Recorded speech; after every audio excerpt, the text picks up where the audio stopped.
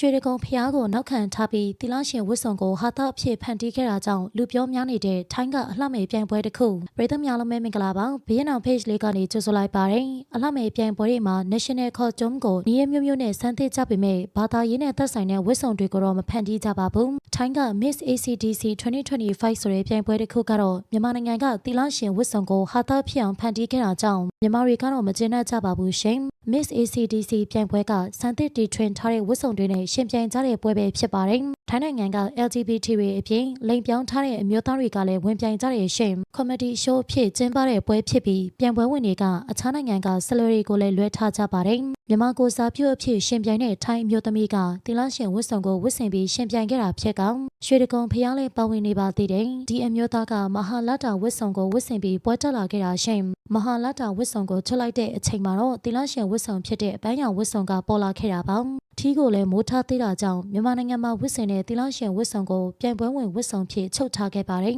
ဒါရင်မကသေးပဲသူ့ရဲ့နောက်ွယ်မှာရွှေတကုံဖျားပုံလည်းပါထားပါသေးတယ်ရှင်မြန်မာလိုရေးထားတဲ့ဖျားစာလည်းပါဝင်နေတဲ့အပြင်ပြိုင်ပွဲဝင်ကမြန်မာလိုလည်းနှုတ်ဆက်သွားခဲ့ပါသေးတယ်ဘာသာရေးနဲ့သက်ဆိုင်တဲ့ဝတ်စုံကလှောင်ရည်စရာမဟုတ်တာကြောင့်မြင်ရသူတွေကတော့သဘောမကျပေမဲ့ပွဲရဲပါရှိတဲ့သူတွေကတော့သဘောကျနေကြပါတယ်မိတ်ကပ်တွေကိုအဖွေးသားလိမ့်ပြီးတီလာရှင်ဝတ်စုံကိုဝတ်ဆင်ကထီဆောင်ထားတဲ့ပြိုင်ပွဲဝင်ကဟာသားတစ်ခုလိုဖြစ်နေကောင်သူတို့အတွက်တော့ဒါကဖျော်ဖြေတစ်ခုဖြစ်နေပါတယ်မြန်မာဝတ်စုံလို့ပြောလိုက်ရင်ချိတ်ဝတ်စုံတွေကိုပဲပြင်းပြင်းကြပေမဲ့သူတို့တွေကတော့စမ်းသစ်တီထွင်ကြတယ်ဆိုပြီးရှင်ပြိုင်ကြတာပါဒီပြိုင်ပွဲမှာတော့နိုင်ငံတွေရဲ့အထင်ကဲဝတ်စုံတွေကိုဝတ်ဆင်ပြီးရှင်ပြိုင်ကြတဲ့ရှင်တရုတ်နိုင်ငံကကိုစားပြုအလှမယ်ကောင်မမဟုံဝတ်စုံနဲ့ရှင်ပြိုင်တာဖြစ်ပေမဲ့လည်းမြန်မာကိုစားပြုတဲ့သူကတော့တီလာရှင်ဝတ်စုံနဲ့ရှင်ပြိုင်လိုက်ပါတယ်တီလာရှင်တွေကသာသနာ့နယ်ဝင်တွေဖြစ်တာကြောင့်ဟာသားဖြစ်မဖန်တီးကြပေမဲ့ထိုင်းမှာတော့စမ်းသစ်တီထွင်တဲ့ဝတ်စုံဖြစ်ဖန်တီးခဲ့တာပါမြန်မာတီလာရှင်ဝတ်စုံအပြင်ထိုင်းဖုန်ကြီးဝတ်စုံလည်းပါဝင်ကအိန္ဒိယကဆက်ဆံပြပြဝတ်စုံတွေကိုလည်းဟာသားဖြစ်အောင်ချုပ်ထားခဲ့ကြပါသေးတယ်။ Fashion ဆိုတာဘောင်ထဲမှာမရှိသင့်ပေ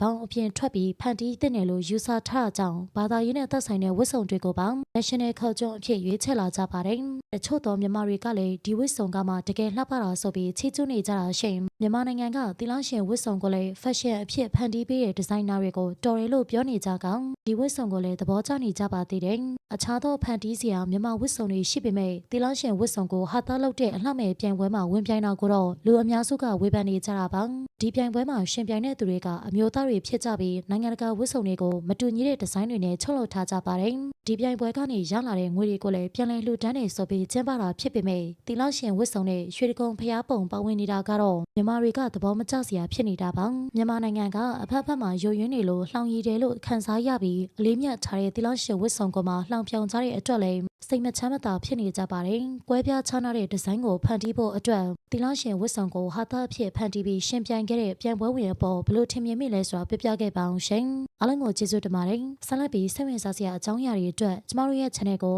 like and subscribe လေးလုပ်ပေးခဲ့ပါအောင်နော်။နေ့ရက်တိုင်းအတွက်ပျော်ရွှင်ပါစေ။